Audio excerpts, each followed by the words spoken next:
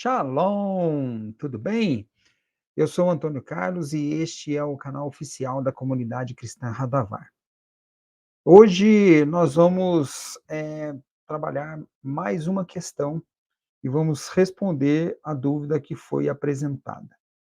Vou compartilhar a tela e aí a gente já pode começar. Tá aí, ó, nós vamos falar sobre os frutos. A pergunta que foi feita foi a seguinte: a que se referem os frutos no Evangelho de Mateus, capítulo 7, versículo 16? Bem, para a gente poder, falar sobre esses frutos, essa palavra, né, que aparece lá em Mateus, 7,16, nós vamos ler o trecho todo, entender o que está acontecendo, e aí a gente consegue responder de uma maneira mais clara. O trecho começa em Mateus 7,13. Tá aí, ó: "Entrai pela porta estreita, porque larga é a porta, e espaçoso o caminho que conduz à perdição, e muitos são os que entram por ela." Jesus aqui ele está no Sermão do Monte, é o final do Sermão do Monte, e ele está falando sobre um tema que é muito interessante. Nesse momento, ele está tratando sobre um estilo de vida. No caso, a porta, ele fala sobre uma porta estreita e uma porta larga. A porta estreita, obviamente, é a porta de uma vida obediente a Deus, de uma vida correta, de uma vida regrada. E a porta larga é a vida sem regramento, uma vida permissiva. Espaçoso o caminho que conduz à perdição. Essa porta larga conduz a um caminho, da entrada para um caminho que é espaçoso e conduz à perdição. Então, a vida desregrada, ela é uma vida que leva à perdição. É basicamente isso que ele está falando. No versículo 14. E porque estreita é a porta e apertado o caminho que leva à vida, e poucos há que a encontrem. Então ele está dizendo, ele está confirmando que a porta da vida obediente a Deus e o caminho que conduz a essa vida, a vida eterna, é estreito, né? Apertado. A porta é estreita e o caminho é apertado. E poucos encontram esse caminho. Acautelai-vos, porém, dos falsos profetas que vêm até vós vestidos como ovelhas, mas interiormente são lobos devoradores. É muito interessante ele falar da porta estreita, o caminho apertado, da porta larga e um caminho espaçoso, fazendo um contraste entre uma vida com Deus e uma vida sem Deus. E aqui, na realidade, ele acaba é, esclarecendo, alertando sobre falsos profetas. Falsos profetas que vêm com uma promessa de conduzir as suas ovelhas ao caminho estreito, ao caminho apertado, mas na realidade leva ao caminho espaçoso, porque permite muitas coisas. Bom, as características são diversas, nós não vamos falar disso especificamente.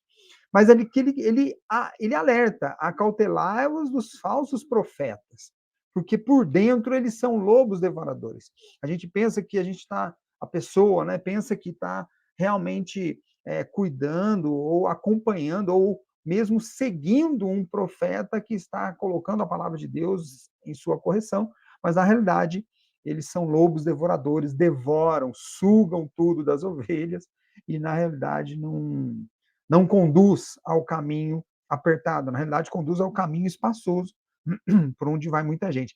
E é interessante observar que vai muita gente para o caminho da perdição. No versículo 16, por seus frutos os conhecereis. Está aí Mateus 7,16. Por seus frutos os conhecereis. Porventura, colhem-se uvas dos espinheiros ou figos dos abrolhos? Então, Jesus aqui ele está deixando bem claro que esses falsos profetas conduzem aos caminhos espaçosos da perdição. E ali ele também complementa: por seus frutos os conhecereis. Como que nós vamos conhecer esses falsos profetas? Pelos frutos. E aí temos que identificar o que são esses frutos para realmente conhecer esses falsos profetas. E ele faz a pergunta que é muito interessante: colhem-se uvas dos espinheiros ou figos dos abrolhos? Não dá, né? Não dá para colher uva de uma planta espinhosa, porque uva é da parreira. Coisa óbvia, lógica. Continuando. Assim toda árvore boa produz bons frutos, e toda árvore má produz frutos maus, que é uma continuação do versículo 16, né, que ele está colocando sobre os frutos. Não pode a árvore boa dar maus frutos, nem a árvore má dar frutos bons. Toda árvore que não dá bom fruto, corta-se e lança-se no fogo. E ele encerra no versículo 20. Portanto, pelos seus frutos os conhecereis. Ele repete a mesma sentença lá do versículo 16. Então, para a gente responder adequadamente, nós lemos todo o trecho, ele fala do caminho estreito, apertado, a porta estreita, o caminho apertado, e da porta larga e o caminho espaçoso, contrapondo, contrastando esses dois caminhos, o caminho da vida e o caminho da perdição. E nesse contraste, nesse contexto, ele acaba alertando sobre os falsos profetas, que em verdade acabam oferecendo a porta estreita, mas conduzem as suas ovelhas, digamos assim, à porta larga e ao caminho espaçoso da perdição. Então, nós podemos dizer que os frutos que nos permitem conhecer os profetas são as suas obras e o seu ensino. O ensino desses falsos profetas é falso. O ensino desses falsos profetas tem uma roupagem de coisa boa, uma roupagem de coisas que nós poderíamos ou deveríamos seguir, mas na realidade são ensinos falsos, ensinos que na realidade conduzem para o caminho da perdição, e a mesma coisa com essas obras. Obras que, em verdade, vamos dizer assim, são feitas de uma maneira muito midiática, de uma maneira muito presunçosa, de uma maneira muito orgulhosa, soberba, quando na realidade as obras verdadeiras que precisam ser feitas, realizadas para conduzir as pessoas para o caminho estreito, elas não têm nada disso. Então tá aí. Nós podemos dizer que aqueles frutos, as obras e o ensino, ou os ensinos, desses falsos profetas são os seus frutos. Nós vamos conhecê-los por essas obras e pelos seus ensinos. Por quê? Com relação às obras, nós até podemos falar assim, né? Falamos do ensino, falando das obras. É, pode-se colher uvas dos espinheiros? Ele chegou a citar isso daí no próprio versículo 16. Uvas dos espinheiros, não tem como. Então, as obras desses falsos profetas redundarão em coisas ruins. Redundarão, elas têm como resultado coisas ruins. O resultado dessas obras é mal para todos nós. O resultado do ensino desses falsos profetas é mal para todos nós. Então, é muito importante reconhecermos esses profetas e o ponto de apoio para isso, o foco que nos leva a identificar esses falsos profetas, nas palavras de Jesus, são as obras e os ensinos. Na realidade, falsos profetas, ele está usando ali o termo, né? A expressão falsos profetas, mas nós podemos dizer qualquer líder que em verdade não esteja de acordo com a palavra de Jesus na Bíblia. Em verdade, o que Jesus está falando é uma aplicação do princípio da semeadura, porque o princípio da semeadura ele vem trabalhando aquela questão que uma ação traz uma consequência, uma coisa óbvia, uma questão lógica. Aquilo que você faz, você vai colher. Esse é o princípio da semeadura. O que você faz, o que você planta, você vai colher. O que você faz vai ter uma consequência, vai ter um resultado. Né? É o produto da sua ação, é a consequência da sua ação. Se você planta, você vai colher. Então, o que você plantar, você vai colher. Você não pode plantar uma coisa e colher outra. Por isso ele diz: não tem como colher uva de espinheiros. Essa é a questão. Logo, a ação dos profetas, as obras dos profetas, desses falsos profetas que ele menciona, o ensino desses falsos profetas não dará bons frutos. Por isso ele coloca: pelos frutos os conhecereis. Então, em Mateus 7,16, nós temos ali as obras e os frutos dos falsos profetas. Perdão, as obras e a, o ensino desses falsos profetas, nós podemos ali identificar como os seus frutos, né? Isso está ligado ao caráter e ao comportamento desses falsos profetas, porque, em verdade, eles se identificam como ovelhas, se identificam como cordeiros, como pessoas boas, como pessoas que, na realidade, como já falamos, conduzem, ou pelo menos querem conduzir, ou que oferecem, trazem uma proposta para a porta estreita, mas, na realidade, a porta é larga e o caminho espaçoso da perdição. Esse é o problema. E são lobos devoradores. Quando ele fala que interiormente são lobos devoradores, ele está dando justamente uma questão interior. A pessoa por dentro, ela traz um motivo maldoso, um motivo soberbo, um motivo que não é bom, um motivo errado.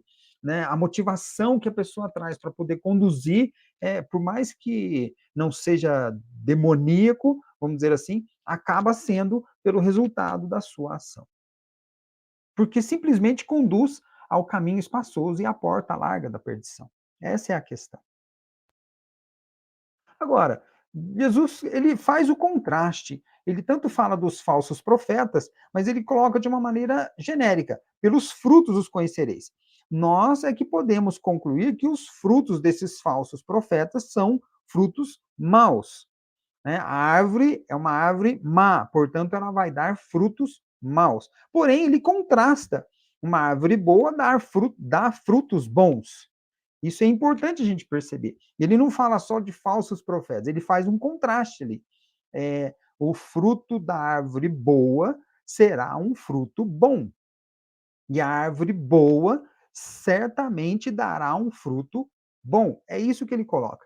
Então, isso nos faz, né, lembrar dos frutos do Espírito. Mas, na realidade, esse que gera o fruto do Espírito, vamos dizer assim, fazer uma comparação, né? A árvore que vai gerar o fruto do Espírito é daquele que é nascido do Espírito.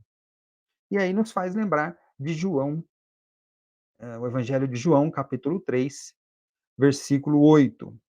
O vento assopra onde quer, e ouves a sua voz, mas não sabes de onde vem, nem para onde vai.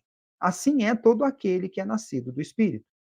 Então, o cristão nascido do Espírito, ele ouve a voz do vento e ele trabalha com esse vento ao seu favor, com o próprio Espírito.